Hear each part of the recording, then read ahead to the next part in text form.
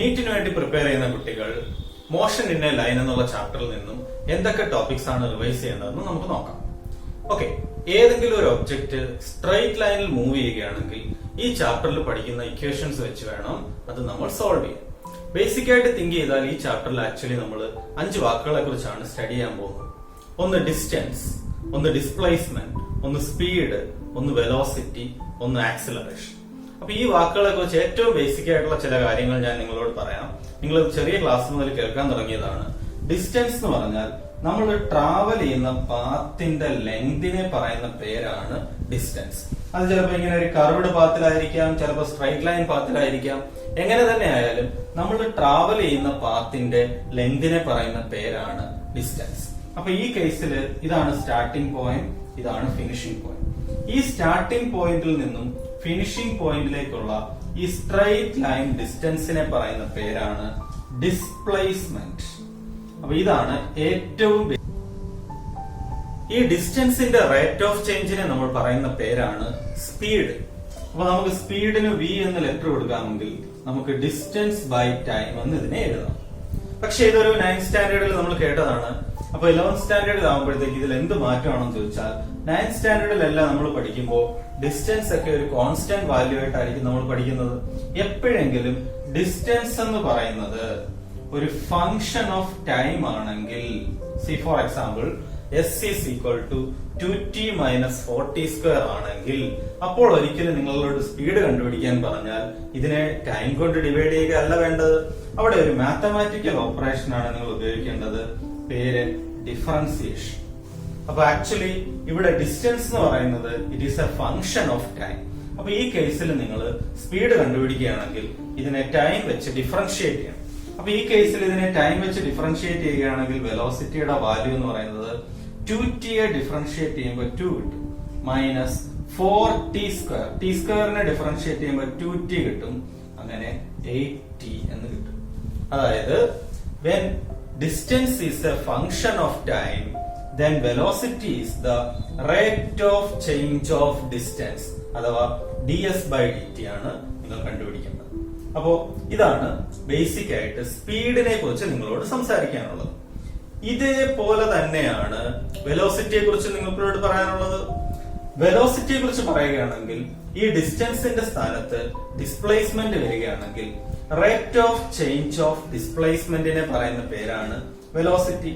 അപ്പോ ഡിസ്പ്ലേസ്മെന്റ് എന്ന് പറയുന്നത് ടൈമിന്റെ ഫംഗ്ഷൻ ആണെന്നുണ്ടെങ്കിൽ ആ സമയത്ത് വെലോസിറ്റി കണ്ടുപിടിക്കണമെങ്കിൽ ds by dt ആണ് ചെയ്യേണ്ടത്. ഓക്കെ, അടുത്തത് ആക്സിലറേഷൻ എന്നുള്ള ടേം ആണ്. അതായത് ചേഞ്ച് ഇൻ വെലോസിറ്റിയെ ടൈം കൊണ്ട് ഡിവൈഡ് ചെയ്യുമ്പോഴാണ് നമുക്ക് ആക്സിലറേഷൻ കിട്ടുന്നത്.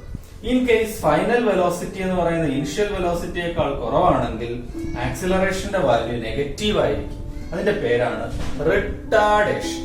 ഇതിനെയും നമുക്ക് ഡിഫറൻഷ്യൽ ഫോമിൽ എഴുതുകയാണെങ്കിൽ dv by dt എന്ന് എഴുതാം. അതായത് വെലോസിറ്റി എന്ന് പറയുന്നത് if velocity is A function of time, അപ്പോൾ ആക്സിലറേഷൻ കണ്ടുപിടിക്കേണ്ടത് ഈ വെലോസിറ്റിയെ ഡിഫറൻഷിയേറ്റ് ചെയ്തിട്ടാണ്. ഓക്കെ, അപ്പൊ ഫോർ എക്സാമ്പിൾ വെലോസിറ്റിക്ക് നമ്മൾ ഇങ്ങനെയാണ് ഇക്വേഷൻ എന്ന് വിചാരിക്കുക, 2t minus 5. അങ്ങനെയാണെങ്കിൽ ആക്സിലറേഷൻ കണ്ടുപിടിക്കണമെങ്കിൽ ഇതിനെ ഡിഫറൻഷിയേറ്റ് ചെയ്യണം. 2t യെ ഡിഫറൻഷിയേറ്റ് ചെയ്താൽ 2 കിട്ടും, മൈനസ് 5നെ ഡിഫറൻഷിയേറ്റ് ചെയ്താൽ 0 കിട്ടും. അതായത് ആക്സിലറേഷൻ എന്ന് പറയുന്നത് 2 meter per second square എന്ന് കിട്ടും. അപ്പൊ നിങ്ങൾ ചിന്തിക്കേണ്ടത് ഈ ചാപ്റ്ററിലെ ഏറ്റവും ബേസിക് ആയിട്ടുള്ള 5 വാക്കുകളെ കുറിച്ചാണ് ഞാനിപ്പോ നിങ്ങളോട് സംസാരിച്ചത്. വാക്കുകൾ ഏതൊക്കെയാണെന്ന് നിങ്ങൾക്കറിയാം. ഒന്ന് ഡിസ്റ്റൻസ്, ഒന്ന് ഡിസ്പ്ലേസ്മെന്റ്, സ്പീഡ്, വെലോസിറ്റി, ആക്സിലറേഷൻ. അപ്പോ ഡിസ്റ്റൻസ് എന്ന് പറഞ്ഞാൽ it is the path travelled by an object. Displacement എന്ന് പറഞ്ഞാൽ it is the minimum distance between starting point and finishing point. ഈ ഡിസ്പ്ലേസ്മെന്റ് ഒരു വെക്ടർ ക്വാണ്ടിറ്റി ആണ്. അതിന്റെ ഡയറക്ഷൻ എന്ന് പറയുന്നത് സ്റ്റാർട്ടിംഗ് പോയിന്റിൽ നിന്ന് ഫിനിഷിംഗ് പോയിന്റിലേക്കായിരിക്കും. അടുത്തത് rate of change of distance ആണ് സ്പീഡ് എന്ന് പറയുന്നത്. Rate of change of displacement ആണ് വെലോസിറ്റി എന്ന് പറയുന്നത്. അപ്പോ വെലോസിറ്റിയുടെ ഡയറക്ഷൻ എന്ന് പറയുന്നത് ഒബ്ജക്റ്റിന്റെ ഡിസ്പ്ലേസ്മെന്റ് എങ്ങോട്ടാണോ ചേഞ്ച് ചെയ്യുന്നത് അങ്ങോട്ടായിരിക്കും അതിന്റെ വെലോസിറ്റിയുടെ ഡയറക്ഷൻ എന്ന് പറയുന്നത്. അടുത്തത് ആക്സിലറേഷൻ എന്ന് പറയുന്നത് ചേഞ്ച് ഇൻ വെലോസിറ്റിയുടെ ഡയറക്ഷനിലായിരിക്കും ആക്സിലറേഷൻ ആക്ട് ചെയ്യുന്നത്. ഓക്കെ, അപ്പൊ ഏറ്റവും ബേസിക് ആയിട്ടുള്ള ടൈം ഡിസ്പ്ലേസ്മെന്റ്, രണ്ടാമത്തെ ടൈം വെലോസിറ്റി, മൂന്നാമത്തെ ടൈം ആക്സിലറേഷൻ. അപ്പൊ ഇത് 3 പേരും വെക്ടർ ക്വാണ്ടിറ്റീസ് ആണ്. ഡിസ്റ്റൻസ് എന്നും സ്പീഡ് എന്നും പറയുന്നത് സ്കെയിലാർ ക്വാണ്ടിറ്റീസും ആണ്. ഓക്കെ, ഇൻ കേസ് ഡിസ്പ്ലേസ്മെന്റ് എന്ന് പറയുന്നത് ut പ്ലസ് ഹാഫ് at² എന്നാണ് എഴുതുന്നതെന്ന് വിചാരിക്കും. അങ്ങനെയാണെങ്കിൽ ഇതിൽ നിന്ന് എങ്ങനെ വെലോസിറ്റി കണ്ടുപിടിക്കാന്ന് ചോദിച്ചാൽ displacement is A function of time. അങ്ങനെയാണെങ്കിൽ ഇതിനെ ഡിഫറൻഷിയേറ്റ് ചെയ്യുമ്പോഴായിരിക്കും നമുക്ക് എന്ത് കിട്ടുന്നത്? വെലോസിറ്റി കിട്ടുന്നത്. അപ്പൊ ഇവിടെ ഡിഫറൻഷിയേറ്റ് ചെയ്തപ്പോൾ എന്ത് കിട്ടി? v equal to u plus at എന്ന് കിട്ടി. അടുത്തത് ഇതിനെ ഒന്നുകൂടി ഡിഫറൻഷിയേറ്റ് ചെയ്താൽ നമുക്ക് ആക്സിലറേഷൻ ലഭിക്കും. അപ്പൊ എപ്പോഴെങ്കിലും ഡിസ്പ്ലേസ്മെന്റ് ഫംഗ്ഷൻ ഓഫ് ടൈം എന്നാണ് വരുന്നതെങ്കിൽ ഉറപ്പായിട്ട് നിങ്ങൾ ഡിഫറൻഷിയേറ്റ് ചെയ്താലേ വെലോസിറ്റി കിട്ടുള്ളൂ. വെലോസിറ്റി ഫംഗ്ഷൻ ഓഫ് ടൈം ആയിട്ട് വരികയാണെങ്കിൽ അതിനെ ഡിഫറൻഷിയേറ്റ് ചെയ്താലേ ആക്സിലറേഷനും കിട്ടുകയുള്ളൂ. ഓക്കെ, ഇങ്ങനെ ഡിസ്പ്ലേസ്മെന്റ് എന്ന് പറയുന്നത് ഫംഗ്ഷൻ ഓഫ് ടൈം ആണെന്ന് പറഞ്ഞാൽ അതിന്റെ അർത്ഥം ടൈം വേരി ചെയ്യുന്നതിനനുസരിച്ച് ഡിസ്പ്ലേസ്മെന്റിന്റെ വാല്യൂ ഡിഫറന്റ് ആയിരിക്കും. അങ്ങനെയാണെങ്കിൽ ഒരു പർട്ടിക്കുലർ ടൈമിലുള്ള ഡിസ്പ്ലേസ്മെന്റ് കണ്ടുപിടിക്കണമെങ്കിൽ ആ ടൈമിന്റെ വാല്യൂ ഇവിടെ സബ്സ്റ്റിറ്റ്യൂട്ട് ചെയ്യണം. അങ്ങനെ ഒരു പർട്ടിക്കുലർ ഇൻസ്റ്റന്റിലുള്ള ഡിസ്പ്ലേസ്മെന്റ് ആണ് ഇൻസ്റ്റന്റേനിയസ് ഡിസ്പ്ലേസ്മെന്റ്. അതുപോലെ ഒരു ഇൻസ്റ്റന്റിലുള്ള വെലോസിറ്റി ആണ് കാണേണ്ടതെങ്കിൽ എത്ര ടൈം കഴിഞ്ഞിട്ടുള്ള വെലോസിറ്റി ആണോ കാണേണ്ടത് ആ ടൈമിന്റെ വാല്യൂ ഇവിടെ സബ്സ്റ്റിറ്റ്യൂട്ട് ചെയ്യാമെങ്കിൽ നമുക്ക് ഇൻസ്റ്റന്റേനിയസ് വെലോസിറ്റി കണ്ടുപിടിക്കാൻ കഴിയും. ഓക്കെ, അപ്പോ നമുക്ക് ആക്ച്വലി പഠിക്കാനുള്ളത് കോൺസ്റ്റന്റ് ആക്സിലറേറ്റഡ് മോഷനെ കുറിച്ചാണ്. എങ്കിലും if acceleration is A function of time, ടൈമിന്റെ വാല്യൂ സബ്സ്റ്റിറ്റ്യൂട്ട് ചെയ്താൽ നമുക്ക് എന്ത് കണ്ടുപിടിക്കാം? ഒരു ഇൻസ്റ്റന്റിലുള്ള ആക്സിലറേഷൻ കണ്ടുപിടിക്കാം. അപ്പൊ എന്താണ് ഇൻസ്റ്റന്റേനിയസ് എന്നതുകൊണ്ട് ഉദ്ദേശിക്കുന്നത്? ടൈം വേരിയിങ് ആണ്, അതുകൊണ്ട് ഓരോ ടൈമിലും ഓരോ വാല്യൂ ആയിരിക്കും. അങ്ങനെയാണെങ്കിൽ ഒരു പർട്ടിക്കുലർ ടൈമിലുള്ള ഡിസ്പ്ലേസ്മെന്റിനെ പറയുന്ന പേരാണ് ഇൻസ്റ്റന്റേനിയസ് ഡിസ്പ്ലേസ്മെന്റ്. അങ്ങനെ വേരി ചെയ്തുകൊണ്ടിരിക്കുകയാണെങ്കിൽ അതിനെ ഡിഫറൻഷിയേറ്റ് ചെയ്താലേ വെലോസിറ്റി, അതിനെ ഡിഫറൻഷിയേറ്റ് ചെയ്താലേ ആക്സിലറേഷൻ കിട്ടുകയുള്ളൂ എന്ന് നിങ്ങൾ മനസ്സിലാക്കി. അങ്ങനെ ഓരോ സമയത്ത് ഓരോന്നാണെങ്കിൽ നമുക്ക് ഉറപ്പായിട്ടും ആക്സിലറേഷൻ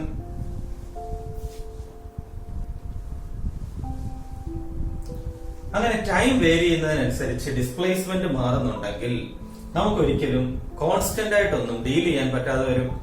ഓക്കെ, അപ്പൊ ഇങ്ങനെ ഒരു കേസിൽ നമുക്ക് ആവറേജ് വെലോസിറ്റി കണ്ടുപിടിക്കണമെങ്കിൽ ടോട്ടൽ ഡിസ്പ്ലേസ്മെന്റിനെ ടോട്ടൽ ടൈം കൊണ്ട് ഡിവൈഡ് ചെയ്യേണ്ടി വരും.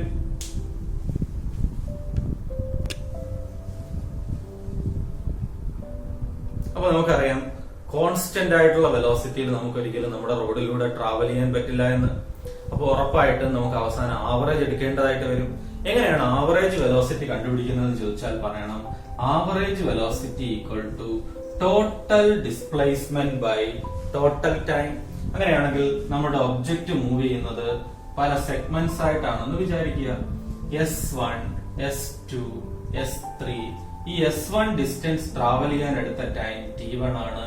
S2 ട്രാവൽ ചെയ്യാൻ എടുത്തത് T2 ആണ്. S3 ട്രാവൽ ചെയ്യാൻ എടുത്തത് T3 ആണ്. അങ്ങനെയാണെങ്കിൽ ആവറേജ് വെലോസിറ്റി കാണണമെങ്കിൽ ടോട്ടൽ ഡിസ്പ്ലേസ്മെന്റ് കണ്ടോ, ഈ ഡിസ്പ്ലേസ്മെന്റ് എല്ലാം കൂടി ആഡ് ചെയ്യണം. അതിനുശേഷം ടോട്ടൽ ടൈം കൊണ്ട് ഡിവൈഡ് ചെയ്യണം. അപ്പൊ ഈ ഇക്വേഷനെ തന്നെ നമുക്ക് ഇതുപോലെ പല ഫോമിൽ എഴുതാൻ പറ്റും. അപ്പൊ ഇവിടെ എസും ടിയും തരികയാണെങ്കിൽ ഇങ്ങനെ എഴുതാം. ഇൻ കേസ് അവർ എസ് തന്നിട്ടില്ല, പകരം ഇവിടെ മുതൽ ഇവിടെ വരെ ട്രാവൽ ചെയ്യുന്ന വെലോസിറ്റി v1 തന്നാൽ അപ്പോൾ ഈ സമയത്ത് S1 പകരം നമ്മൾ v1 t1 ഇങ്ങനെ സബ്സ്റ്റിറ്റ്യൂട്ട് ചെയ്താൽ നമുക്ക് എന്ത് കണ്ടുപിടിക്കാൻ പറ്റും? ആവറേജ് വെലോസിറ്റി കണ്ടുപിടിക്കാൻ പറ്റും. In case our T1, T2, T3 തന്നിട്ടില്ല എന്ന് വിചാരിക്കുക, പകരം എസും വിയും ആണ് തന്നിരിക്കുന്നതെങ്കിൽ ഈ ഇക്വേഷനെ നമുക്ക് ഇങ്ങനെയും എഴുതാൻ കഴിയും. അപ്പൊ ഇവിടെ എങ്ങനെ എഴുതേണ്ടി വരും? S1 by V1 plus S2 by V2 plus S3 by V3. അപ്പൊ എപ്പോഴെങ്കിലും ആവറേജ് വെലോസിറ്റിയെ കുറിച്ച് ഒരു ചോദ്യം വരികയാണെങ്കിൽ അതിന് സ്യൂട്ടബിൾ ആയിട്ട് ഇതിൽ ഏത് ഇക്വേഷൻ ആണോ വേണ്ടത് അത് സെലക്ട് ചെയ്തതിനു ശേഷം വാല്യൂസ് സബ്സ്റ്റിറ്റ്യൂട്ട് ചെയ്ത് ആൻസറിൽ എത്തിച്ചേരും. Okay, in case uniformly accelerated motion ആണെങ്കിൽ ആവറേജ് വെലോസിറ്റി കണ്ടുപിടിക്കാൻ ഇനിഷ്യൽ വെലോസിറ്റിയും ഫൈനൽ വെലോസിറ്റിയും കൂടി ആഡ് ചെയ്തിട്ട് 2 കൊണ്ട് ഡിവൈഡ് ചെയ്താൽ മതി. എപ്പോഴാണ് യുവിന്റെ വാല്യൂ ഒരുപോലെ ഇൻക്രീസ് ചെയ്ത് വിയിലേക്ക് വരികയാണെങ്കിൽ ആ സമയത്ത് ആവറേജ് കാണാൻ ഇനിഷ്യലും ഫൈനലും കൂടെ ആവറേജ് എടുത്താൽ മതി. അപ്പൊ ആവറേജ് വെലോസിറ്റി കണ്ടുപിടിക്കണമെങ്കിൽ ടോട്ടൽ ഡിസ്പ്ലേസ്മെന്റ് ബൈ ടൈം എന്നൊരു ഇക്വേഷൻ ഉണ്ട്, അല്ലെങ്കിൽ initial velocity plus final velocity by 2 എന്നുള്ള ഇക്വേഷൻ ഉണ്ട്. ഓക്കെ, അപ്പൊ ഈ ചാപ്റ്ററിൽ നമ്മൾ 3 ഗ്രാഫുകളെ കുറിച്ചാണ് പഠിക്കുന്നത്. ഏതൊക്കെയാണ് ഗ്രാഫുകൾ എന്ന് ചോദിച്ചാൽ പറയണം. ഒന്ന് ഡിസ്പ്ലേസ്മെന്റ് ടൈം ഗ്രാഫ്, ഒന്ന് വെലോസിറ്റി ടൈം ഗ്രാഫ്, ഒന്ന് ആക്സിലറേഷൻ ടൈം ഗ്രാഫ്. അപ്പോൾ ഈ 3 ഗ്രാഫുകൾക്കും അതിന്റേതായ പ്രയോജനങ്ങളും ഉണ്ട്. For example displacement time graph ആണെന്ന് വിചാരിക്കും. ഇതിന്റെ സ്ലോപ്പ് കണ്ടുപിടിച്ചാൽ, സ്ലോപ്പ് കണ്ടുപിടിക്കാൻ നിങ്ങൾക്ക് അറിയാം, y2 minus y1 by x2 minus s, അതായത് s/t എന്നിട്ട് അത് എന്തിന് തുല്യമായിരിക്കും? വെലോസിറ്റി. അതായത് ഡിസ്പ്ലേസ്മെന്റ് ടൈം ഗ്രാഫിന്റെ പ്രയോജനം എന്താണെന്ന് ചോദിച്ചാൽ പറയണം, ആ ഗ്രാഫിന്റെ സ്ലോപ്പ് എടുത്തു കഴിഞ്ഞാൽ വെലോസിറ്റി കിട്ടും. അപ്പൊ സ്ലോപ്പ് എന്ന് പറഞ്ഞാൽ അതിന്റെ ചരിവ്, സ്ലോപ്പ് കൂടി പോകുന്നു എന്ന് പറഞ്ഞാൽ അതിന്റെ അർത്ഥം വെലോസിറ്റി കൂടി പോകുന്നു എന്നാണ്. അടുത്തത് വെലോസിറ്റി ടൈം ഗ്രാഫ് ആണെങ്കിലും അതിന് ഇതേപോലെ യൂസ് ഉണ്ട്. അതിന്റെ സ്ലോപ്പ് എടുക്കാമെന്നുണ്ടെങ്കിൽ കണ്ടോ, change in velocity by change in time എന്ന് പറയുന്നത് ആക്സിലറേഷൻ ആണ്. അപ്പൊ ആക്ച്വലി 2 ഗ്രാഫിന്റെ സ്ലോപ്പ് ഇതാ എഴുതി വെച്ചിരിക്കുന്നു. ഡിസ്പ്ലേസ്മെന്റ് ടൈം ഗ്രാഫിന്റെ സ്ലോപ്പ് വെലോസിറ്റി ആണ്. ആക്സിലറേഷൻ ടൈം ഗ്രാഫിന്റെ സ്ലോപ്പ് നമുക്ക് ആക്ച്വലി കണ്ടുപിടിക്കേണ്ട ആവശ്യമില്ല. അതെന്ന് പറയുന്ന ആക്സിലറേഷന്റെ റേറ്റ് ഓഫ് ചേഞ്ച് ആണ്. അതുകൊണ്ട് വെലോസിറ്റി ടൈമിന്റെ സ്ലോപ്പും കൂടി ഓർത്തിരിക്കുക, ആക്സിലറേഷൻ. അടുത്തത് ആക്സിലറേഷൻ ടൈം ഗ്രാഫ് ആണെങ്കിൽ ഇതിന്റെ അടിയിലുള്ള ഏരിയ കണ്ടുപിടിക്കാമെങ്കിൽ നമുക്ക് ഏരിയ ആക്സിലറേഷൻ ഇൻറ്റു ടൈം എന്ന് വരും. അതെന്താണ്? വെലോസിറ്റി ആണ്. അടുത്തത് ഈ ഗ്രാഫിന്റെ അടിയിലുള്ള ഏരിയ ആണ് കണ്ടുപിടിക്കുന്നതെങ്കിൽ അവിടെ വെലോസിറ്റി ഇൻറ്റു ടൈം എന്ന് വരും. വെലോസിറ്റി ഇൻറ്റു ടൈം എന്ന് പറയുന്നത് ആക്ച്വലി ഡിസ്പ്ലേസ്മെന്റ് ആണ്. അപ്പൊ 3 ഗ്രാഫ് ഉണ്ട്, 4 യൂസസ് ഉണ്ട്. അപ്പൊ വെലോസിറ്റി ടൈം ഗ്രാഫിന്റെ സ്ലോപ്പ് എടുത്താൽ ആക്സിലറേഷൻ കിട്ടും. അടുത്ത വെലോസിറ്റി ടൈം ഗ്രാഫിനടിയിലുള്ള ഏരിയ ആണ് കണ്ടുപിടിക്കുന്നതെങ്കിൽ അത് ഡിസ്പ്ലേസ്മെന്റ് ആയിരിക്കുകയും ചെയ്യും. ഓക്കെ, അപ്പൊ ആക്സിലറേഷൻ ടൈം ഗ്രാഫിന്റെ അടിയിലുള്ള ഏരിയ എന്ന് പറയുന്നത് വെലോസിറ്റിയെ കാണിക്കും. ഡിസ്പ്ലേസ്മെന്റ് ടൈം ഗ്രാഫിന്റെ സ്ലോപ്പ് എന്ന് പറയുന്നത് വെലോസിറ്റിയെ കാണിക്കും. ഈ 3 ഗ്രാഫുകളാണ് നിങ്ങൾക്ക് പഠിക്കാനുള്ളത്. പക്ഷെ ഒരു എൻട്രൻസിന്റെ ക്വസ്റ്റൻ ആകുമ്പോഴത്തേക്ക് ഇത് വെച്ചിട്ട് എന്ത് വെറൈറ്റി ക്വസ്റ്റ്യൻസ് വേണമെങ്കിൽ നമുക്ക് സൃഷ്ടിക്കാൻ പറ്റും. അവർക്ക് വേണമെങ്കിൽ ഒരു ഗ്രാഫ് തന്നതിന് ശേഷം അതിന്റെ വെലോസിറ്റി ടൈം ഗ്രാഫ് വരയ്ക്കാനും ഒക്കെ ചോദിക്കാം. അപ്പോ അതിന് വേണ്ടിയിട്ട് ജനറൽ ആയിട്ട് എത്ര ഗ്രാഫുകളാണോ ഉള്ളത് അത് ഫുള്ള് നമുക്കൊന്ന് വരച്ചു നോക്കാം. ഓക്കെ, പ്രധാനമായിട്ട് നിങ്ങൾ പഠിച്ചിരിക്കേണ്ടത് 9 ഗ്രാഫുകളാണ്. 9 ഗ്രാഫുകൾ എന്തിന്റെയൊക്കെയാണെന്ന് ചോദിച്ചു കഴിഞ്ഞാൽ, ഒന്ന് യൂണിഫോം മോഷൻ, ഒന്ന് യൂണിഫോമിലി ആക്സിലറേറ്റഡ് മോഷൻ, ഒന്ന് യൂണിഫോമിലി റിട്ടാർഡഡ് മോഷൻ. അപ്പം ഓരോന്നിന്റെയും 3 ഗ്രാഫുകൾ വെച്ചിട്ട് നമുക്ക് വരയ്ക്കാം. അപ്പൊ ഇതില് യൂണിഫോം മോഷൻ എന്ന് പറഞ്ഞു കഴിഞ്ഞാൽ വെലോസിറ്റി കോൺസ്റ്റന്റ് ആണെങ്കിൽ അങ്ങനെയുള്ള മോഷനെ പറയുന്ന പേരാണ് യൂണിഫോം മോഷൻ. അപ്പൊ യൂണിഫോം മോഷനിൽ വെലോസിറ്റിയുടെ വാല്യൂ എങ്ങനെയായിരിക്കും? കോൺസ്റ്റന്റ് ആയിരിക്കും. ഓക്കെ, വെലോസിറ്റിയുടെ വാല്യൂ കോൺസ്റ്റന്റ് ആണെന്ന് പറഞ്ഞാൽ അതിന്റെ ഡിസ്പ്ലേസ്മെന്റ്, അതായത് വണ്ടി ഒരേ സ്പീഡിൽ പോവുകയാണെങ്കിൽ അതിന്റെ ഡിസ്റ്റൻസ് കൂടിക്കൂടി വരുന്നു എന്ന് പറയുന്നതാണ്. വെലോസിറ്റി ഉണ്ട് എന്ന് പറഞ്ഞാൽ അതിന്റെ അർത്ഥം ഡിസ്പ്ലേസ്മെന്റിന്റെ വാല്യൂ കൂടിക്കൂടി വരും. അടുത്ത വെലോസിറ്റിയുടെ വാല്യൂവിൽ ചേഞ്ച് ഇല്ല എന്ന് പറഞ്ഞാൽ ആക്സിലറേഷന്റെ വാല്യൂ 0 ആയിരിക്കും. അപ്പൊ ഈ കേസിൽ ആക്സിലറേഷന്റെ വാല്യൂ എത്രയാണ്? 0 ആണ്. അടുത്തത് ആക്സിലറേറ്റഡ് മോഷൻ എന്ന് പറഞ്ഞാൽ വെലോസിറ്റിയുടെ വാല്യൂ കൂടിക്കൂടി പോവുകയാണ്. വെലോസിറ്റി കൂടുന്നു എന്ന് പറഞ്ഞാൽ സ്പീഡ് കൂടുന്നു. സ്പീഡ് കൂടുകയാണെങ്കിൽ ഡിസ്റ്റൻസിന്റെ വാല്യൂ എങ്ങനെയായിരിക്കും? പെട്ടെന്ന് കൂടി വരും. അപ്പൊ ഈ ഗ്രാഫ് ഇങ്ങനെയാണെങ്കിൽ ഡിസ്പ്ലേസ്മെന്റ് ടൈം ഗ്രാഫ് എന്ന് പറയുന്നത് ഇങ്ങനെ വളരെ കണ്ടോ, വെലോസിറ്റി കൂടുന്നു എന്ന് പറഞ്ഞാൽ ഡിസ്പ്ലേസ്മെന്റ് ടൈം ഗ്രാഫിന്റെ സ്ലോപ്പ് കൂടുന്നു എന്നാണ് അതിന്റെ അർത്ഥം. അപ്പൊ ഇതിൽ എന്തുണ്ട്? ആക്ച്വലി ആക്സിലറേഷൻ ഉണ്ട്. അപ്പൊ ഇതിൽ പോസിറ്റീവ് ആക്സിലറേഷൻ ആണ് ഉള്ളത്. അടുത്തത് റിട്ടാർഡഡ് മോഷൻ എന്ന് പറഞ്ഞാൽ അതിന്റെ അർത്ഥം വെലോസിറ്റി കുറഞ്ഞു വരുന്നു എന്നാണ് അതിന്റെ അർത്ഥം. വെലോസിറ്റി കുറഞ്ഞു വരുന്നു എങ്കിൽ ഡിസ്പ്ലേസ്മെന്റ് ടൈം ഗ്രാഫിന്റെ സ്ലോപ്പും കുറഞ്ഞു വരണം. അപ്പൊ ഗ്രാഫിന്റെ സ്ലോപ്പ് കുറഞ്ഞു വരണം. ഇതിൽ സ്ലോപ്പ് കൂടിക്കൂടി പോവാണ്. ഇതിൽ എങ്ങനെ ആയിരിക്കണം? സ്ലോപ്പിന്റെ വാല്യൂ കുറഞ്ഞു വരണം. അപ്പോൾ ആക്സിലറേഷൻ ടൈം ഗ്രാഫ് വരച്ചാൽ എങ്ങനെ വരും? നെഗറ്റീവ് ആയിരിക്കും ആക്സിലറേഷന്റെ വാല്യൂ എന്ന് പറയുന്നത്. കേട്ടോ, അപ്പൊ ഇത്രയും കാര്യങ്ങൾ നിങ്ങൾക്ക് അറിയാമെന്നുണ്ടെങ്കിൽ മിക്ക ഗ്രാഫുകളും നിങ്ങൾക്ക് സോൾവ് ചെയ്യാൻ പറ്റും. ഒന്നുകൂടെ അനലൈസ് ചെയ്ത് നോക്കിയുള്ള യൂണിഫോം മോഷൻ എന്ന് പറഞ്ഞാൽ വെലോസിറ്റി കോൺസ്റ്റന്റ് ആണ്, പക്ഷെ ഡിസ്പ്ലേസ്മെന്റ് കോൺസ്റ്റന്റ് അല്ല. ഡിസ്പ്ലേസ്മെന്റ് ഇങ്ങനെ കൂടിക്കൊണ്ടേയിരിക്കുകയാണ്. അടുത്തത് നിങ്ങൾക്ക് വേണമെങ്കിൽ റസ്റ്റിൽ ഇരിക്കുന്ന ഒബ്ജക്റ്റിനെ കുറിച്ച് വേണമെങ്കിൽ ചിന്തിക്കാവുന്നതേ ഉള്ളൂ. റസ്റ്റിലാണെങ്കിൽ വെലോസിറ്റിയുടെ വാല്യൂ 0 ആണ്, ആക്സിലറേഷന്റെ വാല്യൂ 0 ആണ്. കണ്ടോ, അപ്പൊ ഈ 2 ഗ്രാഫുകളും 0-ലാണ്. പക്ഷെ ഡിസ്പ്ലേസ്മെന്റ് വേണമെങ്കിൽ 0 ആയിരിക്കാം, അല്ലെങ്കിൽ ഒരു പർട്ടിക്കുലർ കോൺസ്റ്റന്റ് ഡിസ്പ്ലേസ്മെന്റ് ആയിരിക്കും. അപ്പൊ നിങ്ങൾ ഈ 12 ഗ്രാഫുകൾ പഠിച്ചിരിക്കുക. ഇതില് ഏതെങ്കിലും ഒരു ഗ്രാഫ്, ഇപ്പൊ ഫോർ എക്സാമ്പിൾ യൂണിഫോം മോഷന്റെ ഡിസ്പ്ലേസ്മെന്റ് ടൈം ഗ്രാഫ് തന്നിട്ട് വെലോസിറ്റി ടൈം ഗ്രാഫ് വരയ്ക്കാൻ ചോദിച്ചാൽ ഇതുപോലെ ഈ ഗ്രാഫ് വരച്ചു വെച്ചിരിക്കും. അടുത്തത് റിട്ടാർഡഡ് മോഷൻ എന്ന് പറഞ്ഞ ആക്സിലറേഷൻ നെഗറ്റീവ് ആണ് എന്ന് പറഞ്ഞ വെലോസിറ്റി കുറഞ്ഞു കുറഞ്ഞു വരുന്നു എന്നാണ് അതിന്റെ അർത്ഥം. ഓക്കെ, ഈ ചാപ്റ്ററിൽ ആക്ച്വലി 5 ലെറ്റേഴ്സിനെ കുറിച്ച് നമ്മൾ ചിന്തിക്കേണ്ടിയിരിക്കുന്നു. ഏതൊക്കെ ലെറ്റേഴ്സ് ആണെന്ന് ചോദിച്ചാൽ s, u, v, a, t. ഈ 5 ലെറ്റേഴ്സിനെ കണക്ട് ചെയ്തുകൊണ്ടുള്ള 3 റിലേഷൻസ് നിങ്ങൾക്ക് എല്ലാവർക്കും അറിയാം. ഒന്ന് v equal to u plus a t, s equal to u t plus half a t square, v square equal to u square plus 2as. അപ്പൊ ഈ ഓരോ ഇക്വേഷൻസിലും 4 letters വീതമുണ്ട്. അപ്പൊ 3 ലെറ്റേഴ്സ് അറിയാമെങ്കിൽ 4ാമത്തേതും ബാക്കിയുള്ള ഇക്വേഷൻസ് വെച്ചുകൊണ്ട് 5ാമത്തെയും ലെറ്റർ വേണമെങ്കിൽ നമുക്ക് കണ്ടുപിടിക്കാം. അപ്പോ ഈ 5 ലെറ്റേഴ്സിൽ ഏതെങ്കിലും 3 അറിയാമെങ്കിൽ ബാക്കി 2 കണ്ടുപിടിക്കാൻ വേണ്ടിയിട്ടാണ് ഈ 3 ഇക്വേഷൻസ് ഓഫ് മോഷൻ ഉപയോഗിക്കുന്നത്. ഈ 3 ഇക്വേഷൻസിലും കോൺസ്റ്റന്റ് ആയിട്ട് വരുന്നത് എയുടെ വാല്യൂവും യുവിന്റെ വാല്യൂ ആയിരിക്കും. അപ്പൊ ആക്ച്വലി ഫസ്റ്റ് ഇക്വേഷൻ എന്ന് പറയുന്നത് ടൈം വേരി ചെയ്യുന്നതിനനുസരിച്ചുള്ള വെലോസിറ്റിയുടെ വേരിയേഷൻ ആണ്. രണ്ടാമത്തെ ഇക്വേഷൻ എന്ന് പറയുന്നത് ടൈം വേരി ചെയ്യുന്നതിനനുസരിച്ച് ഡിസ്പ്ലേസ്മെന്റിന്റെ, മൂന്നാമത്തേത് ഡിസ്പ്ലേസ്മെന്റ് വേരി ചെയ്യുന്നതിനനുസരിച്ച് ഫൈനൽ വെലോസിറ്റി. അപ്പൊ ഇങ്ങനെയുള്ള കണക്ഷൻസ് ആണ് ഈ ഇക്വേഷൻസ് എന്ന് പറയുന്നത്. ഈ ഇക്വേഷൻസ് സ്ട്രെയിറ്റ് ലൈനിൽ പോകുന്ന ഒബ്ജക്ട്സിന് മാത്രമേ ആപ്ലിക്കബിൾ ആയിട്ടുള്ളൂ. ഈ ഇക്വേഷൻസ് യൂസ് ചെയ്യണമെങ്കിൽ ഇതിലെ 3 ലെറ്റേഴ്സ് ഉറപ്പായിട്ട് നിങ്ങൾ അറിഞ്ഞിരിക്കണം. അപ്പോ ഇത് എന്ന് പറയുന്നത് സ്ട്രൈറ്റ് ലൈനിൽ അപ്ലൈ ചെയ്യാൻ എന്ന് പറഞ്ഞാൽ ഒരിക്കലും ഒരു കാർ സ്ട്രൈറ്റ് ലൈനിൽ പോകുന്നു മാത്രമല്ല സിറ്റുവേഷൻസ്. ഒരു കല്ല് മുകളിലേക്ക് എടുത്തെറിയുക, ഒരു കല്ല് ഡ്രോപ്പ് ചെയ്യുക, ഇങ്ങനെയുള്ള ഗ്രാവിറ്റേഷന്റെ ബേസ്ഡ് ആയിട്ടുള്ള പ്രോബ്ലംസിലും ഒബ്ജക്ട്സ് സ്ട്രൈറ്റ് ലൈനിൽ മൂവ് ചെയ്യുകയാണെങ്കിൽ നിങ്ങൾ എവിടെ സ്ട്രൈറ്റ് ലൈൻ മോഷൻ ഉണ്ടെങ്കിലും ഈ 3 ഇക്വേഷൻസ് ആണ് നിങ്ങൾ യൂസ് ചെയ്യേണ്ടത്. ഓക്കെ, അപ്പൊ ഈ ഇക്വേഷൻസ് യൂസ് ചെയ്യുമ്പോൾ എന്തൊക്കെയാണ് ശ്രദ്ധിക്കേണ്ടത്? അതിൽ ആക്സിലറേഷന്റെ വാല്യൂ കോൺസ്റ്റന്റ് ആണ്, യുവിന്റെ വാല്യൂ കോൺസ്റ്റന്റ് ആണ്, ബാക്കിയുള്ള time, velocity, time, displacement, velocity, ഇത്രയുമാണ് നിങ്ങൾ അറിഞ്ഞിരിക്കേണ്ട ഈ ഇക്വേഷൻസിനെ കുറിച്ചുള്ള പോയിന്റ്. അടുത്തത്, ഇതിൽ നിന്ന് നമുക്ക് വേണമെങ്കിൽ displacement in the nth second derive ചെയ്യാം.